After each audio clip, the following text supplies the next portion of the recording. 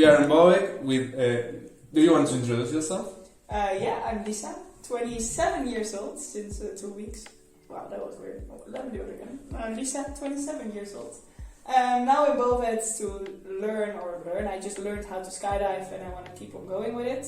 So that's the main reason why I'm here. But I'm a downhill skateboarder. I love to travel. I love to eat. I love to meet new people. That's cool. That's how I. Well, you're a basic fit for the traveler, though. Yeah, right? So, I guess so. Yes, but one of the things that you should submit that we were talking previous to this conversation was that you are actually competing on something really cool. Yes. That is a longboard. Is it cool? It's on a longboard. We usually call it downhill skateboarding, but you can also call it downhill longboarding. It's a small sport, so it doesn't have an official name yet. Well, but it has a lot of competitions, and you already been in some competitions, as I've seen, and probably if you want, we can later put on the blog. Yeah. Like just to show. Yeah, cool. Always cool. Yeah. It's basically you have like two disciplines in downhill skateboarding, like racing. So that means you gear up in a leather suit and a full face helmet to protect your whole head. On a closed road, and you try to go as fast as possible, and you have heats with 4 persons, and there's just a start signal, and then after the signal everyone pushes away, and the first 2 people who cross the finish line, they go to the next heat. How fast can you go? Depends on the track. My top speed was 112 kilometers an hour. So and the only brake on that is your body. Yeah. Yeah, exactly. So. I think the top speed is around 125, so it's over 70 miles per hour if you're from the US. So, no, it's okay. Yeah. We are having kilometers here. Imperial metric system. Yeah. So you're basically downhill, right? Yeah. In a top speed of, let's say, around 100 kilometers per hour. Yeah. And you have like maybe rocks from the other side, from this side, and cliff from the other side, from this side, right? Could be, yeah. If you skate open roads, then it's every mountain road usually have a cliff side and a mountain side, and blind corners and traffic. But then I never skate the full 100%. During a race, you want to give everything you can because you want to be first. But if it's open roads, I usually skate around 70% of my limits, so I always want to be in control. Just for the audience to know, open road means like it's not the road is not close exactly to you or any competition. It's like cars come and go. Cars come and go, cyclists, motorbikes, and no protection. So, but I mean, you always try to stay in your own lane, so you don't want to cut the corners on the opposite lane. Only if you see it's free, you can take maybe a better line. But I mean, it's the same on a bicycle. Sometimes people do bicycle on the Alpe d'Huez or somewhere in the mountains. And I don't know how many bicycles goes at 70 kilometers per hour. Exactly, and I wouldn't do it on a bike because I feel less comfortable on a bike than on a skateboard. So, how did you start on this? Let's go with how you start on this. Yeah, good question. I started 8 years ago. I live in the Netherlands, so it's the flattest country on earth. Yeah, that's one of the things I was wondering about. Like, We have no mountains, and I had a street deck just to do some skateboard tricks, not made for speed. And then on the internet, just on YouTube, I saw this "People Are Awesome" videos, and I saw people going down. Okay. So I was like, yeah. Please continue. I just want to make sure. I saw these people going down the hill on skateboards. So I was like, wow, that looks cool. I want to do that too. So I actually looked on Facebook, like if there was a longboard group or a downhill skateboard group existing, and it exists in the Netherlands. And it's actually a surprisingly big community of downhill skaters in the Netherlands. And they practice on bridges or the small hills we have, which is nothing compared to what you see around here. Yeah, I'll show you another picture. Yeah, but still, I mean, it's perfect if you want to learn it. So I went there to a session and everyone gave me like... How old were you in that? It was 8 years ago, so I was 19. 19. Or maybe I was 18 even. I think I was younger. Yeah, around 18, 19. And people gave me gloves and a helmet protection and like a skateboard to practice. And I loved it so much that I was like, getting addicted to it. So I joined them a few times to Belgium, and they're like a little bit bigger hills. And then from Belgium I went to Austria, Spain. So everything started because of a YouTube video. Yes. Yeah, How that's beautiful. amazing. How do I get into it if I don't know people? Yeah. And being on one of the flattest countries in the world, Yeah. you with 19 years old, you start to get a hold with these people, and you should start to travel Yeah. to different places. Yeah. Yeah. And now I only travel the whole year long. Okay, and probably this is one of the questions that we usually talk with another fellow travelers, but how can you like try to sustain this kind of life? Yeah. Yeah, that's something I struggle sometimes with by myself. Like, my mind wants to go everywhere because I don't want to miss any event. I don't want to miss out on everything or anything, I mean. So, well, the last 8 months I was traveling a lot, and I make videos. I put them on YouTube, try to earn money with YouTube. Yeah, please shout out. Lisa Peters, if you Google it, downhill skateboarding, then yeah, you can for sure find it. Or Instagram, but my Instagram name is a complicated one. Well, we'll put it down. Cool, perfect. Yeah, just put it there. So yeah, that's something I do, and I have some sponsors. They sometimes pay me if I win a race. Sometimes you get paid. It's not much. Like, if I'm being transparent, if you win a race, you maybe win €300. But think of the fact that your registration fee is already 200, so you only have 100, and you have to eat, sleep. So that's something you basically don't make money off because. But this kind of sports eventually get like really promoted at some hope so. Yeah. point, because like a couple of extreme sports, Olympics and stuff like that. Yeah. So there is a chance. Once it gets Olympic, you'll go crazy. You go crazy. Yeah, I will be so happy. Would you do it? Yeah, of course. Yeah. How much of fitness do you have to do to achieve this, or what would you say that is the most valuable skill while doing this? The valuable skill, I think, an active lifestyle and not being afraid for falling. Okay. Like, it's important to be fit, but you don't especially have to do fitness. For sure, if you do like specific exercises or you really train your balance and everything, you can become a better skateboarder.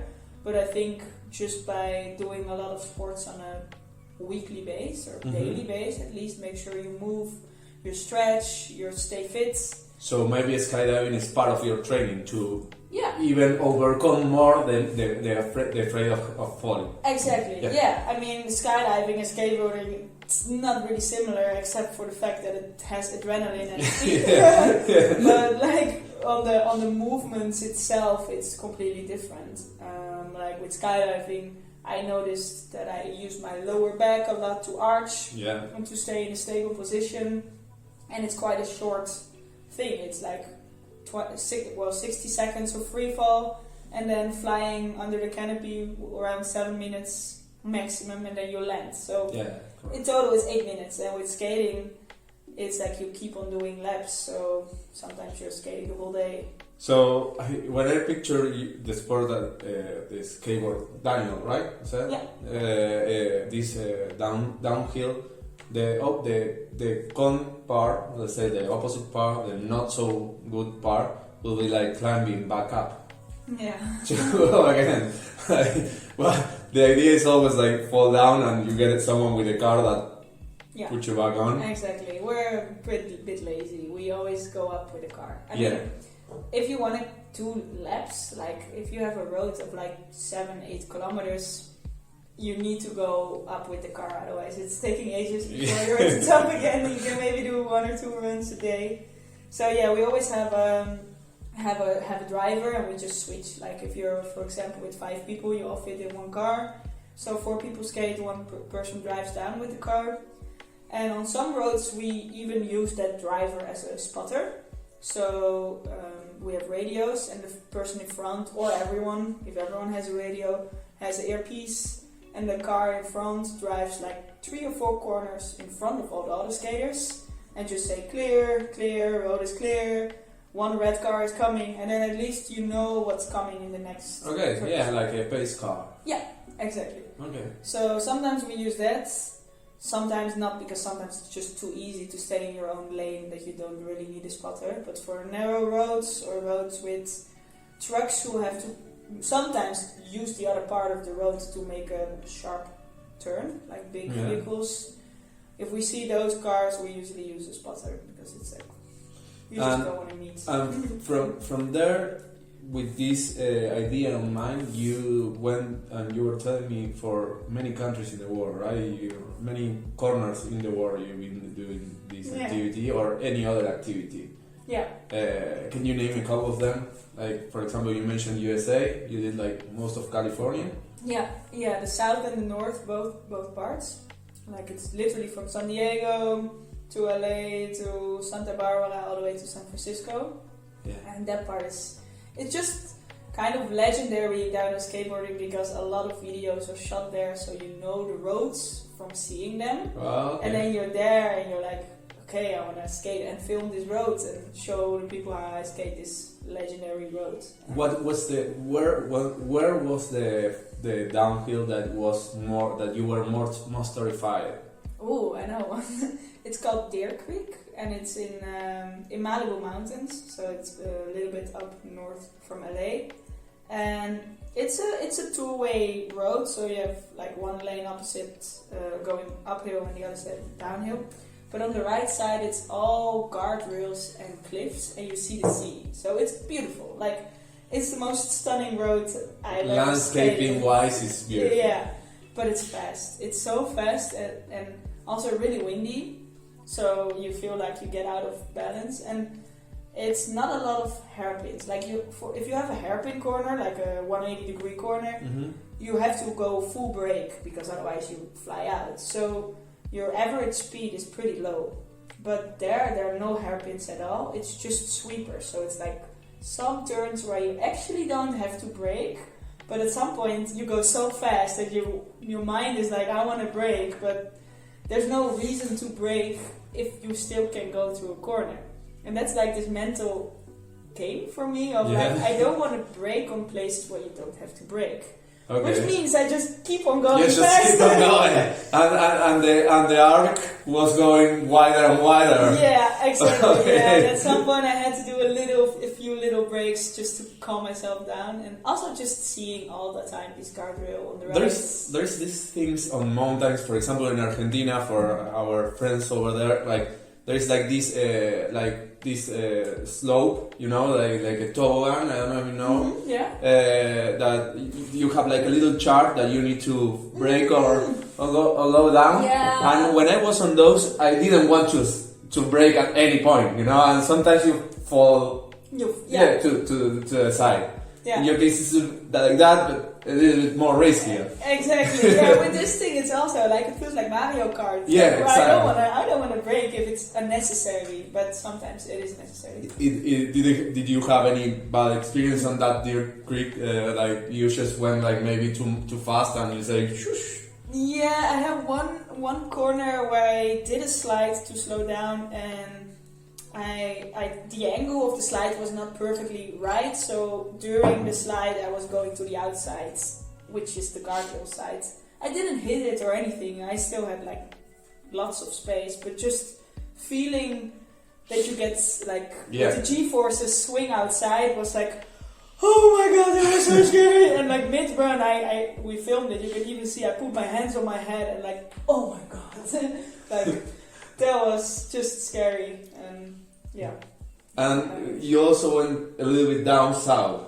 Yes. For that, like you mentioned Mexico. Yeah. And you went to Argentina. I was in Argentina. Yeah. Cool. Yeah. And you were on. Remember me, please. I was in. First, I went to Mendoza and then San Juan. San Juan was every 2 years there's a competition. The World Skate Games this year or last year, 2022. It was in San Juan. I became third.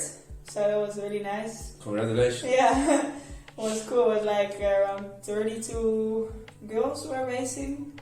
I was qualified second, so I was like kind of convinced I was going to be second. Like the qualify is the day before the race, and you have like a thing around your ankle, and they check the time. So every time you go alone, and your time is registered, and then based on the time, they put you in the heats. Same as Formula 1 actually. Yeah. So I was like, oh, second fastest time, this is gonna be okay. And then I kind of fucked up the last corner in the race, and in the race are all together? Yeah, 4 girls are the same. Like it's the final, so you have like the best 4 are in the final. And I was second all the time, except for the last corner. I could see the finish line. I kind of got out of balance, so I started wobbling a little bit. So you have like less speed, and I couldn't take the perfect line. And then this girl just took the inside and stole the second place. I mean, I was happy for her, but at that moment, I was a bit sad. Okay. I don't want to bring about a sad memory. No, yeah. But at some point, it's these type of things that teaches you, right? Like about like failure and overcoming. Exactly. At some point. Yeah, of course. And I mean, it's also like I learned what I have to practice on. So at some point, it makes you better, and it was a super cool experience to be there and to discover Argentina. And probably there is a revenge, like a payback situation. You can go again and like a redemption in the first position in Argentina. That would be great. Like it's every year. It's every 2 years. Every 2 years. This year there's nothing, and then the year after the World Skate Games will be in Italy. Okay. So I hope I can be second. Yeah, no, first. Let's go first. Yes. Yeah, that would be crazy too.